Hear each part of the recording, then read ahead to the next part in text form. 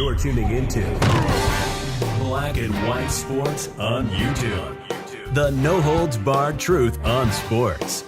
The main event starts now. All right, Black and White Sports supporters. Well, we're not even a week removed from finding out the Welfare League, known as the WNBA, lost $40 million this past season. Now, keep in mind, that was with record-breaking ratings, record-breaking gate revenue, and massive attendance. And yes, it pretty much all centered around one former Iowa superstar and now current and top WNBA star Caitlin Clark. All of that happened, and they lost $40 million. So what does this fledgling league go out and do? They decide that they're going to make a political endorsement. Now, keep in mind, this is a women's sports league. Also keep in mind that the presidential ticket, I use that term loosely, of Kamala Harris and Tim Walz, they support things like having boys and men in girls and women's sports. So, in theory, the WNBA and the Seattle Storm are co-signing their own demise. I mean, I absolutely cannot wait for LeBron James to show up on a WNBA court at 45 years old with a blonde wig on, and then watch him dominate the entire league. Hell, maybe this is the league Bronny needs to go to. I don't know. Maybe. But an actual women's team decided to give a political endorsement, and they are getting absolutely demolished. I mean, crushed. Riley Gaines. The WNBA is so unserious. I've never seen an organization so committed to its own self-destruction. They are putting women at risk all because of politics. This is so stupid. What a bunch of clowns. There's a lot of reaction from this. And they are getting absolutely obliterated. Now, you see that right there. Yes, how about some Team America throw-up action? I don't get it. I mean, you are a women's pro sports league, but you are endorsing a political party that supports men's and girls' sports. You're a bunch of wackos, truly. Tommy Lahren, weird position given that they support men and women's sports. If lackluster male athletes who masquerade in women take face over your league, don't bitch about it. Yeah, I think we are firmly in a scenario now. Same thing in women's soccer.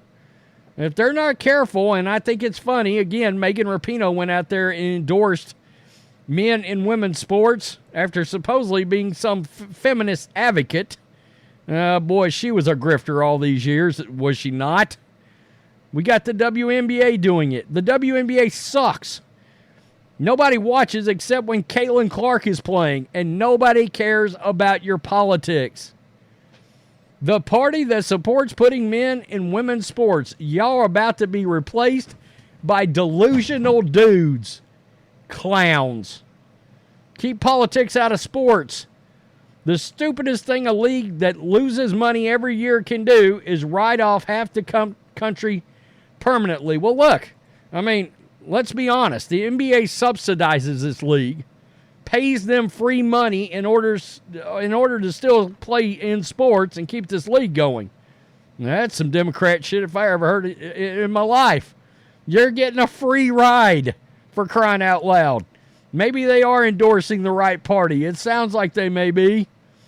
No professional sports team should be endorsing anyone. This is ridiculous. Leave that to the owner. It's crazy. It's crazy. People care about this endorsement about as much as they care about women's basketball. Thanks. I mean, that's crazy. It makes sense. You guys exist solely on handouts. There you go. Exactly what I just said. You don't exist if it wasn't for NBA owners' money. And frankly, the NBA is cooking the books so the owners can't see exactly how bad it is. Or how about just a simple go F yourself? No problems there. Glad I cheer for the Fever and not these woke clowns. I mean, it is Seattle. Doesn't surprise me with all the support propaganda. Absolutely. There we go. New York Post. Back to the future. Vote for President Trump like your life and your family's lives depend on it, because they do. Absolutely. I mean, this election is so huge. I guess your values, including having men on your team, that's one way to get your ratings up. This guy says I had to Google what the Seattle Storm was. That's hilarious. That really is funny. I mean, come on. Wow. Telling us we are not allowed to think on our own. This will backfire immensely.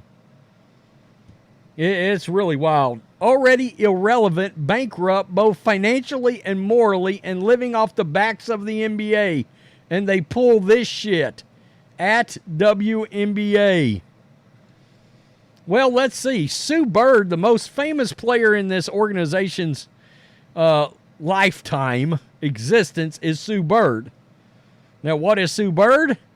Well, she's married to Megan Rapinoe. As I bring it all full circle, as I peppermint patty circle back style. Yeah, it's crazy. The WNBA for Harris voters are going to add dozens of votes to her tally.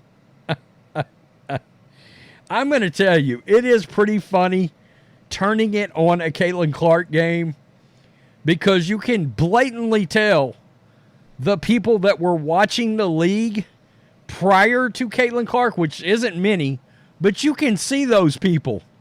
And now there's 15% of them in the stands with their purple hair and their all their leftist propaganda that they're rocking in these arenas, and they're looking around and seeing dudes that look like me now watching Caitlin Clark play basketball, and you can tell they're like, oh, we're not really comfortable with this nuclear family action.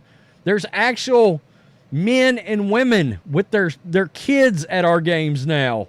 We're not comfortable with this lifestyle. Fine. Don't watch the league anymore. Leave the arenas. It is hilarious. And guys, don't let anybody fool you when it comes to the WNBA. All right. The finals rating were not great. And to say they were not great were an understatement. Were they good for the league? For that league? Yeah, they were good. Were they good? No. 9 out of the 10 biggest ratings of the year were still Caitlin Clark games. The WNBA draft significantly outpulled the highest rated WNBA finals game.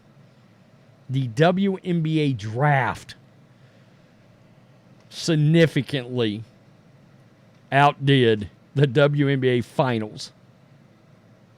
Guess who got drafted number 1?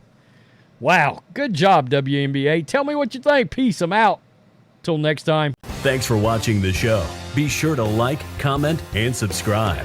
Be sure to tune in next time on Black and White Sports.